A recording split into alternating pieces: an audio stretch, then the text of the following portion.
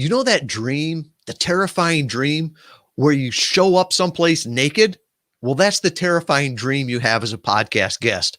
When you show up and there's video on, we're going to give you 7 great tips where you can look really good, really fast, and make the best appearance on a podcast, whether or not it's audio or video.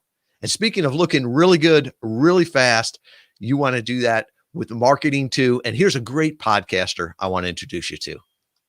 Well, hello and welcome. My name is Doug Morneau. I'm the host for the Real Marketing Real Fast podcast, and you're listening to Podcast Guest Profits, hosted by my friend and the smartest guy in the podcast guesting industry, Tom Schwab, and sponsored by Interview Valet.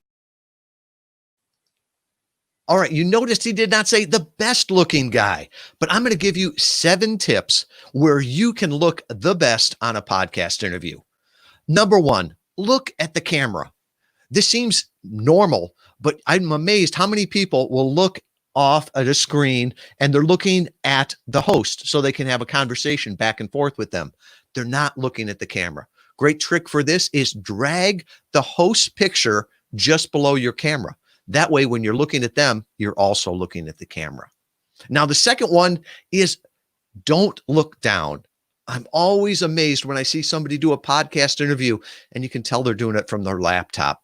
They're looking down at the laptop and all you see, as my daughters once said, is, Dad, nobody wants to look up your nose or at your chin.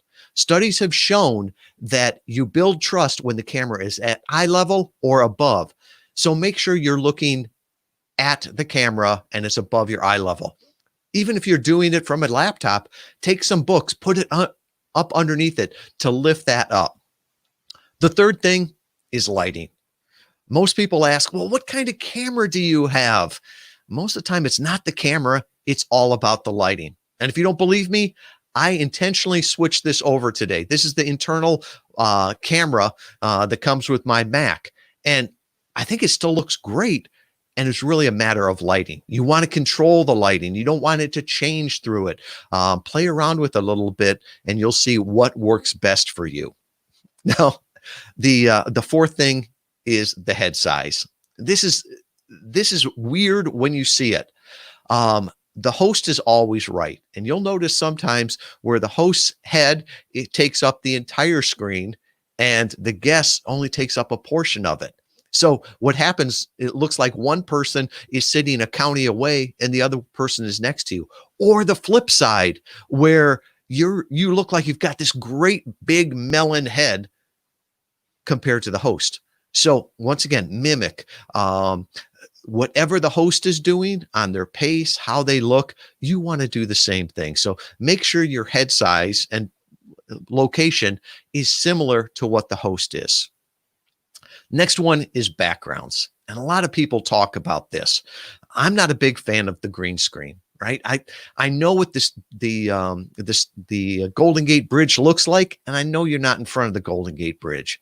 Plus, most green screen gets a little bit hazy around the side. I've just never been a fan of it. I'd rather see something that is intentional, right?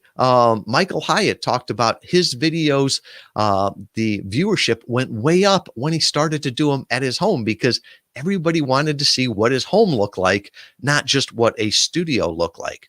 So be intentional in the background. So for me, I used to have my bookshelf just behind me. Honestly, it was confusing. There was so many things going on that people started to look at the bookshelf instead of me. But I'm intentional. So you'll see a couple things here. Blue Jackets manual. Anybody that's in the Navy knows what a Blue Jackets manual. I'll put copies of my book up there. And then also I'll put different copies of books that I'm reading or influential. I was going to say, if you're on a podcast and you put the host book up there, they'll notice you. They'll appreciate it. It's a nice little shout out there. The next one, and it sort of goes along with this, is being on brand, right? Kim Bohr was a client of ours that we worked with. I had never seen anybody do it better than her. So her background was nice and white. She had her book in the background. She had these tulips there.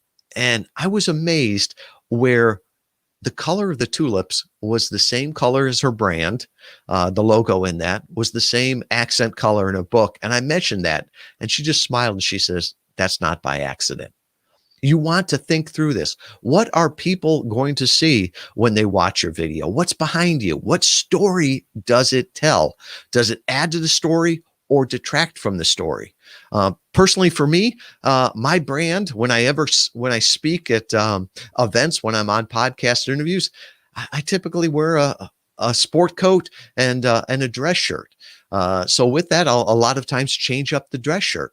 And that's another thing of the seventh tip, and that's to be timeless. See, podcasts are evergreen content.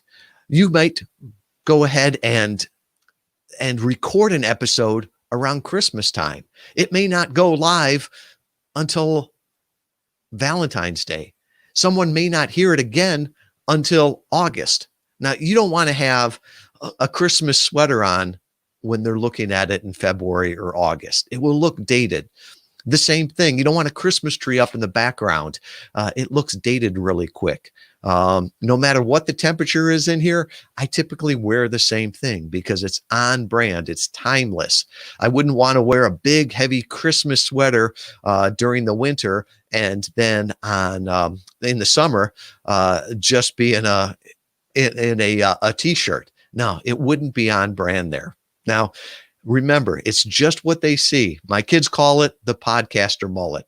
It's business on top. So from here up, look professional. Down below, no one knows if you're in shorts and flip-flops. But when you're on a podcast interview, you want to show up prepared with your content, sounding great with a great microphone. You want to make sure that you've thought through the video, that you've cleaned up the office or the backspace behind you, so that if they say, hey, let's do video for the first time, you don't have to say, hey, my camera's broken. No, I believe that right now, about half of the podcasts will have the video on. I believe it makes for a better interview, a better conversation. You can pick up on those nonverbals. And if they want to use that video, I don't care where people see me. I just want them to see me, get that content. Is it still a podcast when it goes up on YouTube or Facebook Live, a live stream? I don't know, but it's great content. And as a podcast guest, you want your content to get out there. You want people to be impressed by the content, by the voice, and by what they see.